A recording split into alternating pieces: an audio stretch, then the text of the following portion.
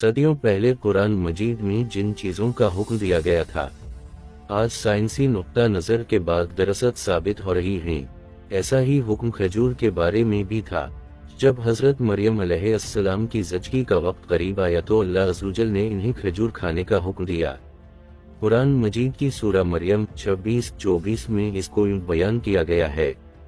اس کے نیچے سے آواز آئی، غم نہ کرو، تمہارے رب نے تمہارے قدموں میں چھوٹی سی ندی رکھی ہے، کھجور کے تنے کو اپنی طرف ہلائیں اور تازہ پکی کھجوریں آپ پر گریں گی، کھاؤ پیو اور اپنی آنکھوں کو خوش کرو۔ الٹی اور متلی کی کیفیت۔ حمل کے شروع کے 3 مہینوں میں زیادہ تر خواتین کو بہت زیادہ الٹی اور متلی محسوس ہوتی ہے، جس کی وجہ سے پوٹاشیم کی کمی ہو جاتی ہے۔ اس کو دور کرنے میں کھجور مددگار ہے۔ صرف 4 کھجوروں میں 696 ملی گرام پوٹاشیم موجود ہوتا ہے۔ کھجور میں ریشہ یعنی فائبر پایا جاتا ہے جو قبضہ نہیں ہونے دیتا۔ ہارمونز کی زیادتی کی وجہ سے معدے کی نالی سست ہو جاتی ہے جس کو کھجور تیز کرتی ہے۔ بہت سی خواتین کو ماہرین آئرن کی گولیاں دیتے ہیں تاکہ خون کی کمی نہ ہو۔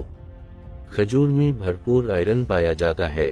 یہ دیر سے ہضم ہوتا ہے اس لیے حمل میں شوگر کی سطح بھی نہیں بڑھتی۔ اب سائنس بھی قدرت کے اس انمول پھل کو حاملہ خواتین کے لیے مفید مانتی ہے۔